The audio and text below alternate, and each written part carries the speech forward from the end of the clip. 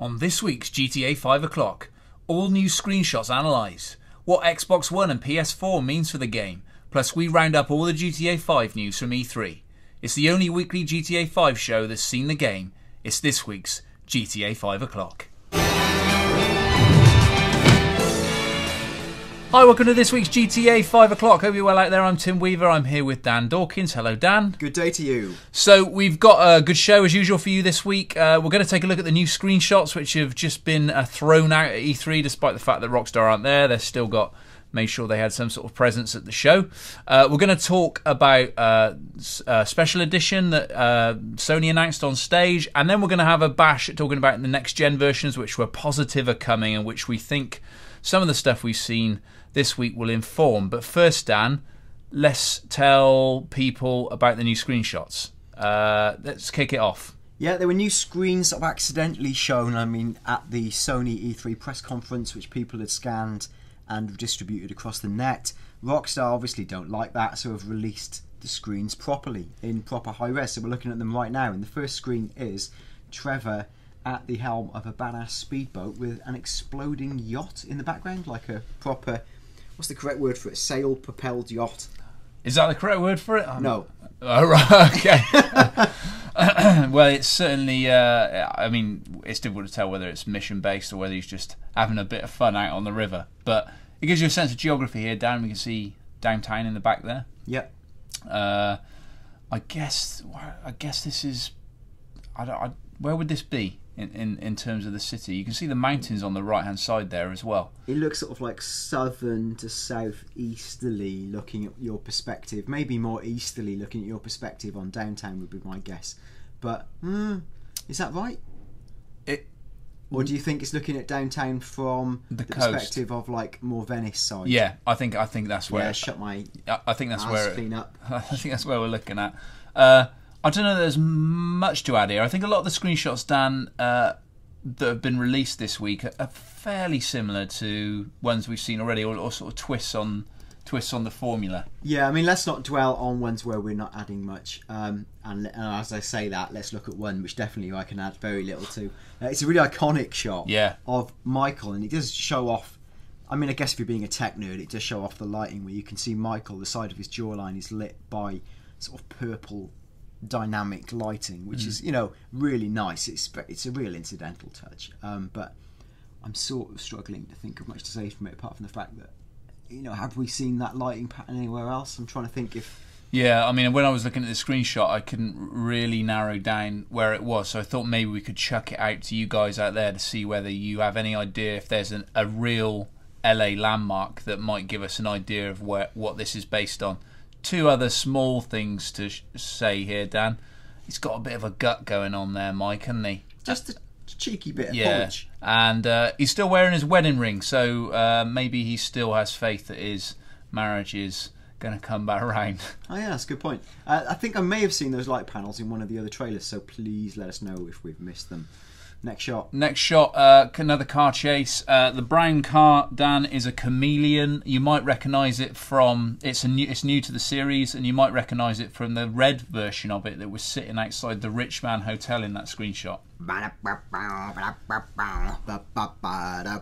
Okay, that's the skeletons in your closet music. Oh, right, for those of you who couldn't understand. Yeah. Dan, you just given us a little musical interlude there. It's been a long week, hasn't it? E3 week, Dan. Okay. Anything else, Dan?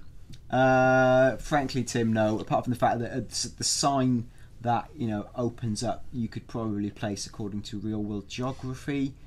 I can't offhand, but I'm sure someone cleverer than me could. I should probably add here that we are literally reacting to these fresh off the boat. So that's why it's. Yeah. Sorry, you have to excuse the lack of depth you come to expect. I think it's worth noting that the reflections of the street in the rear of the police cars, again, a really cute dynamic touch. Okay, next screenshot then, Dan. Trevor, explosion in the background. You think it's a helicopter there? Yeah, it looks to me like the front capsule of a helicopter, like we've glimpsed in trailers, and you can see like the sort of side bits, like the rotors look like they've been blown clean off. In fact, you may even be able to see rotors charred and burning in the background on the left, possibly. It looks like a downed helicopter to me. On the right, a glimpse of the mountain ranges, which we'll be talking about again in a second. Next. Okay, Dan, this is the one that we think we can add something really... Do I want to use the word special? I'll say not unspecial. Okay, fine. Dan, kick it off. Yeah, okay, well, we've been debating the position of various landmarks along the Alamo Sea as we witnessed in our version 1.0 and 1.1 of the map. This does seem to clarify, I think, the location of a settlement that we do know definitely exists. My feeling is that this is the sort of eastern side of the huge sweeping Alamo River, which is sort of, we think, to the north of the map. And you can see the eastern tip on your right hand side of the Alamo Sea as it sweeps around now to your south, and you see where it sort of becomes a bit of a salt shore, and then you can see, like, you know, a grid of streets, and then just beyond that, like in the middle left of the shot, you can see like a few little dots of colour, and in fact they look to me like little caravans. You mean directly under the wheels of the plane? Yes, that's a much better way of putting it. And directly under the wheels of the plane looks like a little collection of caravans, and you know, it looks, I'm almost certain, to be sandy shores. Because we checked back through screenshots we've seen already, and in fact the Trevor's trailer, where we get that really good glimpse of sandy shores, and you can see the mountain in the background. Yeah, the background, I mean, that shot places it, and you can tell that the mountain is, you know, it's got a relation to sandy shores, but it is considerably further back.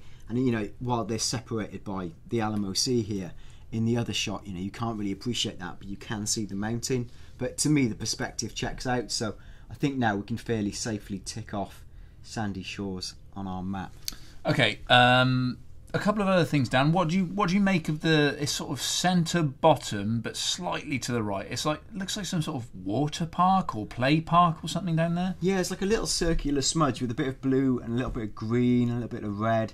You know, it looks almost like a water park or some kind of leisure area. You know, again, I don't recall seeing that in any shots, but yeah, that might be kind of fun. It also looks like there's like a little yellow tubing slide or something. Yeah. You can see some of the excuse me. You can see some of the trails in the mountains as well. You thought that maybe some of these trails on the far side of the map, sort of right hand side, you can see like a trail going up to the mountain. Yeah, you thought that might be very top right of the image, you know, where you can see the mountains going up. It looks like the dirt trails possibly we've seen Franklin riding ATVs on. Also worth noting, the ground just below it looks very orderly and cut into strips, which suggests like farming land. And on the left hand side, do you think that hints at what you were talking about last week? Yeah, I mean, a lot of people in the community had sort of corrected our original map, saying that they think that the Alamo Sea splits into two rivers on its left-hand side or its western side, and there's like a northern river that goes off to where all the main key bridges are, where we've seen the train crossing, and the southern tip, which is a bit more lazy and flat, and that's the Zancudo River. But I think this possibly corroborates it, and I would say that what we can see on the sort of far left is just the inlet to the northern tip of the river, and then I would expect that sort of off-screen there is where it all opens up and becomes the Zancudo River. Okay, anything else to add, Dan, or should we zip through? I would zip through, only to say that he is flying a crop duster, and it would tie up with the crop and farmland we see in the background. It might also tie up with the trailer, his trailer, where we see him get in a crop duster and fly somewhere. Remember, he takes the plane from the hangar and takes it out, so it could be part of that sequence. Okay, Franklin with a gun, looks like he's threatening people, police in the background. I'm not sure there's a huge amount to add here, Dan. No, I'm struggling to see anything really. Again, lighting's quite impressive. The gun doesn't look to me like especially modded or anything. Franklin's sort of trademark duds. I thought for a minute, did he have a little gitty beard, but I think that's just simply the lighting. Yeah, I've got nothing more to add there, Tim, really. Okay. Next one, again, I think this is probably taken for just because it's a lovely piece of lighting. That's a Saber GT there. You might recognise that from the shot of Trevor that was released amongst the last batch, where he had that kind of yellow car. It's got sort of like a sort of trademark triangular kind of front to it. Yeah, you can see it looks like he's at some kind of petrol station. There's like the little blob It looks a bit like that petrol station we see, possibly the one Trevor blows up. But I can't add much more to that, really. Underwater, Dan. It's funny because I don't know whether they're purposely trying to keep things sort of under wraps underwater, but there's a hell of a lot of shots of the characters underwater with not a lot visible underwater. When we went down beneath the surface, it was pretty clear down there. Yeah, I mean, he's really close to breaking the surface. It shows off the lighting, but I mean, there's nothing, to me that seems obviously revelatory about that at all. It's just another mood shot from under the sea. What do you say about this, Dan? Three speeder files. Three speeder files, yeah. It's bad enough to have one, but three. Who do you think's on the right-hand side there?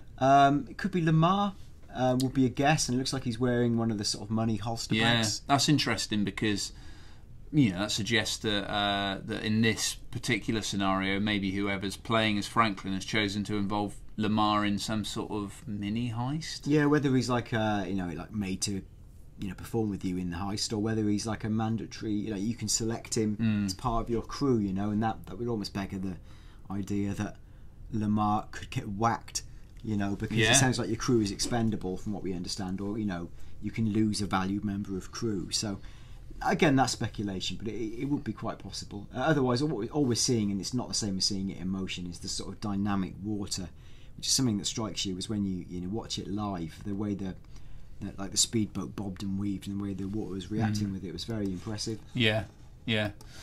Okay, so that's the screenshots. So we thought we'd talk a little bit about the next generation of GTA, how the Xbox One and PS4 information we've seen over the last 24 hours or so might inform where GTA 5 and potentially future GTAs might go. Before we do that, Dan, let's talk about something that was announced and confirmed at the Sony show last night.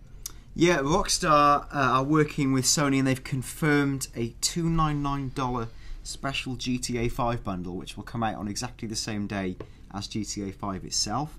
For that, you get like a 500 gig of the new model Slim PlayStation 3, get a copy of GTA 5, get a 30-day PS Plus voucher, which is quite nice given the volume of free games you get with PS Plus and the various other functions like cloud saving. You get obviously a DualShock 3 controller. You get a power cord, obviously, an AV cable, and a USB cable.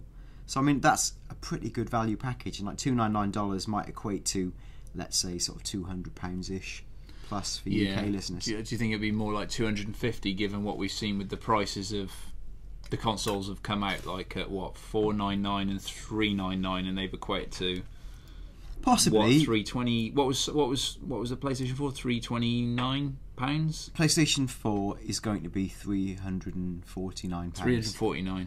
So I mean, I think that sounds quite expensive. I think they'd have to. I mean, put it one way. The other day in my local supermarket, I saw a PlayStation 3 120 gig Slim for £120. Which is incredibly cheap. So I mean, the cost of a copy of GTA 5 is only like, let me say, 40 to 50 quid. So I think, I'd be looking to get that bundle like for £200 if I was Sony. Maybe they won't. Maybe it will be $250. But wait, there's more, Dan. Yeah, there is. They're also doing a sort of special edition GTA 5 Pulse Elite headset, which is like a very posh, high-end pair of earphones, which for me felt slightly jarring because... And there's also something where he talked about a special audio soundscape, which wasn't very clear. That's Jack Tretton. He said like there'll be a...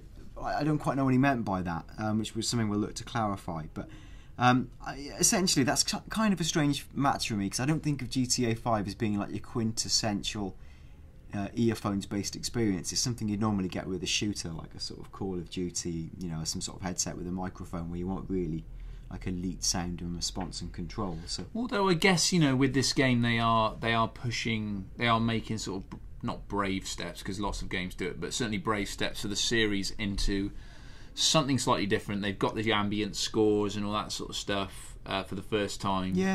And they have really played this time on the very different environment. So not just the city, but you've got the deserts and the mountains, and they've really made a big deal of that. And I wonder whether, I'm not suggesting that that Jack Tretton was fully sort of cognizant of this, but I wonder whether one of the sort of key messages that Rockstar are pushing with GTA 5 to publishers and platform holders is that this is going to be the all kind of encompassing experience. It's not just going to be about sort of size and scope. It's going to be about immersion and kind of actually being in this place. Yeah, it could well be. I mean, I don't really know, to be honest. I think until they talk about their multiplayer plans in full, it's hard to read too much into it. I mean, essentially, for me, if I'm going to spend that much money on a pair of earphones, I probably don't want them branded. I hate to sound a bit anti-GTA 5, but that's quite a lot of scratch for a pair of earphones, so I just wouldn't spend that much on earphones anyway, full stop. So did Sony, because Microsoft, did they mention GTA at their conference? I think it was there was a brief image of it, I think, at their conference, but otherwise I don't think they mentioned that it was coming to 360, but I think that was about it. Whereas Sony were a bit more explicit about the relationship between GTA 5 and their console. So was there anything else at the Sony conference, Dan, that sort of caught your eye or your ear? Yeah, well, Jack Tretton talked about their ongoing partnership, which I suppose is just a sort of, in a way, like a bit of an empty commitment between the pair. But there is history, and if you take aside the sort of outstanding moment where Microsoft, and Peter Moore appeared on stage with a GTA 4 tattoo, and essentially, Microsoft bought a slice of the GTA pie. They paid a lot of money to get a significant set of exclusives for GTA 4. But I think traditionally, Sony's always been the bedfellow with GTA, and again, used to outsell the Xbox version quite significantly. I would expect, and I guess this is possibly what Tretton was hinting at, is that he said you can expect more information to be announced on GTA 5 in the coming weeks. Now, I know Rockstar might have asked him to say that as a broad advert for GTA, but I wouldn't have thought there'd be any benefit in Tretton pushing that unless it was good news for PlayStation in some way. I couldn't begin to speculate what that is, really, unless it's some sort of multiplayer DLC token exclusive style thing, or you can't really say.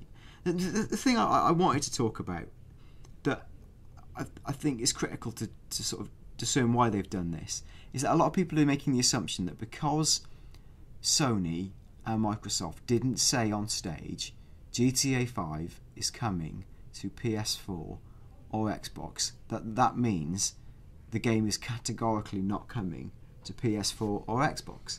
Because from a sheer business perspective, first of all, it would be Sony or Microsoft and not Rockstar confirming an unannounced detail about their biggest game, like ever, which wouldn't happen. And that's certainly not Rockstar's MO by any stretch of the imagination. Yeah, and Rockstar then would have to be on the stage with them to make that announcement, which they just don't do. They don't have any presence. They don't send the houses out to do that kind of meet and greet stuff. And I think, in a sheer business level, if like Jack Tretton had said, and of course GTA 5 is coming to PS4, and then what followed it was, don't forget, PS4 is out this year, and it's $399, £349. Loads of people, probably myself included, would have thought, my God, I could buy GTA 5 on September the 17th, but if I hang on, let's say a month or two, and I buy a PS4, which I'm probably going to buy anyway, I'm going to get this, even at base level, probably incredible high-res version of GTA. So there's just no benefit in Rockstar to confirm that right now. In fact, if anything, it's like a sort of sense of financial suicide. We're not going to hear anything, I don't think, about potential next-gen versions of GTA 5 until GTA 5's out of the door. I've got a feeling we probably won't hear anything about it until early in the new year. I mean, I just think that the game comes out September the 17th. They want to give that as good an opportunity at retail as they possibly can. And what would equally be suicidal is if they sent it out the door on September the 17th and then a couple of weeks later went, and by the way, we're making a next-gen version. Because although it'll have insane day one sales, insane first week one, week two sales, not everyone will buy that game in the first couple of weeks. Some people will hold off, some people won't have the money at that time, or various reasons. And by announcing a next-gen version hot off the back of the current-gen version, they're again playing into exactly what you were just talking about, which is they're cutting into their potential sales, and they wouldn't do that. What they want to do is, and it's obvious, it's business 101, is they want to make sure they can get the maximum amount of sales on the current gen versions before committing to a next gen version. And the truth is, they'll be able to sell it twice, because I know for me, if I bought it on September the 17th, which is obviously the intention, and then you play it for 6 months, at which stage, if they were to announce, oh, and it's coming out on PlayStation 4, we've reworked some new multiplayer modes, we've got this addition to the soundtrack, we've got this new DLC, it's all coming out in this incredible high-res version. And essentially, by that stage, we'll probably all be looking at GTA 5 as almost like a multiplayer experience more than we are the single player. Like they're just saying, we're taking that world you love across to a new platform, so people will want to go with them at that stage. It's also worth looking at, like, I think you're right, Tim, and they'll announce it probably like safely after the new year. 2K's fiscal year, I believe, like most companies, ends on April the 31st. So it will really be a budgeting equation. It's whether they want to bring it out in like March and give themselves one last mega financial push with the next gen versions just before the thing, or whether they want like to say, well, alright, we're going to wait until after April the 31st, because then we start the new financial year with the bonus of having next gen GTA 5 sales. So it could be a great start for your balance sheet for the year ahead. It all depends on how Rockstar have done their maths. In fact, I'd say it's more likely the latter scenario, because they know that GTA 5 on PS3 and 360 is going to do an absolute rocket ton. I wonder if another reason for kind of doing it later will be that we don't know at the moment what's happening with any potential DLC. We know what happened before. It was exclusive to Xbox, and the stuff that they kind of hinted at in the Sony conference last night might possibly suggest that Sony have got some sort of slice of the exclusivity pie this time. Now, what they might do, of course, is they might wait until all that DLC is out the door on current gen, and then package it all together in one super package for next gen and PC. Isn't that what they did for the PC version with this time round? Didn't they? Didn't they release it with? Did they release it with the DLC attached? The GTA 5. I wouldn't. I can't remember offhand. I know that they had the video director mode that was completely new for PC, but I can't remember where it stood with the DLC and additions. I thought, like, in terms of the main GTA 4 editions, they were exclusive to Xbox. So it was things like, the Ballad of Gay Tony and Lost and Damned. That was Xbox first. Oh no, it was, but it came out. It came out everywhere else afterwards. Oh, right. And my point is that if they do the same this time, and even if it's exclusive to PS3, it'll come out. I wonder whether the next gen version will be GTA 5 plus the DLC episodes, plus maybe some extra, bits and bobs here and there, and that's another reason for releasing it April-May time, because you've given enough room to kind of push DLC out the door. Because if you think about it, we might get like a slice of DLC sort of November time, maybe, and then another slice sort of February, March time, and then you might package it all up in one super package and send it out the door April-May time as a next-gen PC version. Yeah, it makes sense. So, Dan, the show this week that we saw, we've seen a couple of conferences. We saw 4 conferences last night. Nintendo's going on as we're recording this, but that's not really relevant to what we do here.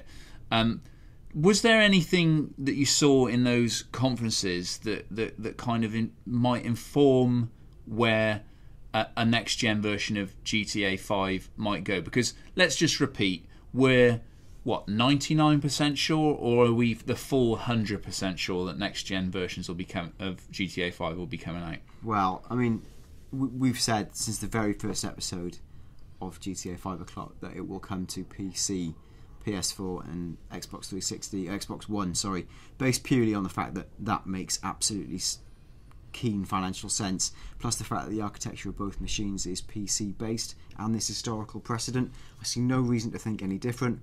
If I was asked to bet, I would say yes, there will be next gen versions. Okay, so we're going to go for the full 100%. So assuming that, Dan, assuming that we know that we think GTA 5 is coming out on next gen, was there anything that we saw in those shows, any of perhaps the other games that we saw running on next gen tech that might inform how GTA 5 could behave on next gen? Well, the big thing is really, you look at what they've already got running on PlayStation 3 with its quite severe RAM limitations, where you've got a 512 meg RAM unit, internal memory, which is split 256 between like video and I think whatever the system's RAM is, and they're already getting like a huge open sprawling world out of that. You know, PS4 has 16 times the size of the internal RAM of PlayStation 3. Now, the upshot of that is that you can store a lot more in memory at any one time. You know, theoretically eliminating things like draw distances, far-reaching textures, and just basically loading times and optimizing all that sort of stuff. So you look at Assassin's Creed 4 that was demoed on PlayStation 4 stage last night, and there was a section where the Assassin's Creed guy, I've forgotten his name straight away, goes to the top of the mountain, and it's sort of again fogging through the clouds. Connor, he sees is he Connor? Isn't it Connor Kenway? Edward Kenway? Edward Kenway, sorry. Sorry, Edward Kenway. So there we go. They got a clear. So I got it. So yeah, we got a real clear handle. He looks out, he sees the pirate boats coming in, and then there's a really quick real time transition where he's skipping from the mountainside. He goes down the sort of abseiling thing. He's in the burning village. He's bum. Then he jumps onto his boat, and like straight away and seamlessly, the boat's active, and he's out on the rolling sea. And that was just like a huge, seamless transition from a large landlocked area with a lot of special effects to the boats. Now, again, I don't know the true tech of that. And again, I don't think GTA 5 is going to hit you with like crippling loading time. Buffering. It's going to be procedural. But there's definitely... you look at the way the character switching works in GTA 5, and the way it's sort of, you pick your character and you go to the radial wheel and you choose your other character, and then the game goes... and the map jumps out every time and then jumps back in again.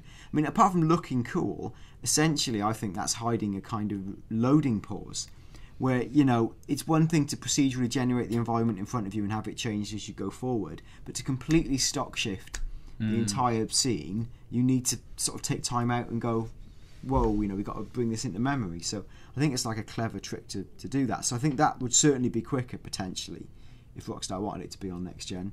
I think there's implications. I mean, it's a bit of a white elephant potentially.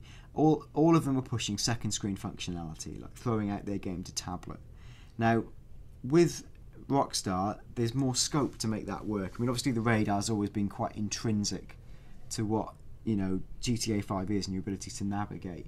But there's scope for them to really build out like a proper second screen app that works for the next gen versions, that lets you pinch and zoom, put waypoints with your fingers and drag them out, stuff that works really, really well with multiplayer, even to build multiplayer modes with that in mind, like sort of heist coordination style stuff, stuff that allows you to effectively access the mobile phone or your heist planning through the second screen, just to use what a touchscreen gives you and build it out directly into GTA 5 functionality. You could even have a situation where you can drop in and get a visual on what the other characters are doing, not controlling them, but just getting a sense of where they are, what they're doing, what they're up to.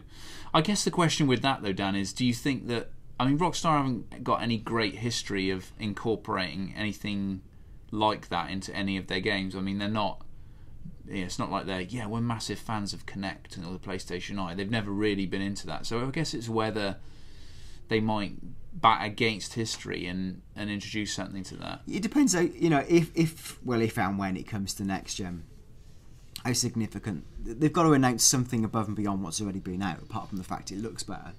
So whether it is second screen functionality, like we said, whether it's new DLC, whether it's some new modes, some multiplayer things, they've got to bring something new to the table, I think, when they effectively sort of re-release it for next gen. And of course there's now improved community features as well, and we know that in GTA 5 there is this kind of sense that they want you to upload screenshots, upload all that sort of shots, camera phone shots you've taken in game to your Twitter and your Facebook. And we know, on PlayStation you've got the share button, and on Xbox One you've got you can edit your own videos and make kind of TV spot style adverts. So there's that potential as well for them to take it down that route if they wanted to. Yeah, absolutely.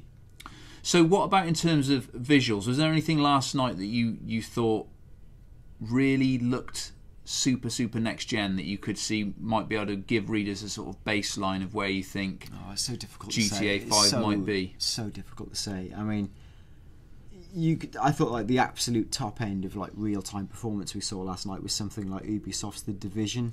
Yeah, I mean, I think that was clearly I don't want to say clearly the most impressive, but certainly when I watched it, that was the one time when I thought, hello, is the next gen. Yeah, there was little things in terms of ramping up the level of incidental detail that you've not seen. Things like, as the guy went past the police car door, he just instinctively slammed it shut. The way the bullet holes were like appearing in the little crush marks around it in the police cars. Just the level of ambient detail, the sort of stuff that Rockstar already does so well. That could be brought so brilliantly to next gen. But it's a difficult thing, if they haven't sort of designed the game to do that. It's how far and how much they're going to push to bring it to that level. I guess the thing with The Division is that, looking at the guide demo of the game, although it looked really beautiful and that it was a sort of clear aesthetic to it, which was really appealing, that was a world that wasn't particularly populated. There were no kind of vehicles careering around, and that, to be honest, there weren't a lot of people around either, or at least there weren't in the demo. Whereas in something like GTA 5, you've got a world that's jam-packed with pedestrians, jam-packed with vehicles, jam-packed with people saying things all the time in the background, car horns, engine noises, shops, all can go into. So I guess the demands on even on next gen software are going to be a lot more for something like GTA 5. Yeah, I've got no more to add to. All right, okay. Okay, so Dan, anything else to add to that at all? No, I mean I don't want to whittle people's brains off with what might feel like too much needless speculation, but I am convinced that the GTA 5 will come to next gen systems, and if at such stage a year from now it hasn't happened, feel free to lampoon me on social networks and various things.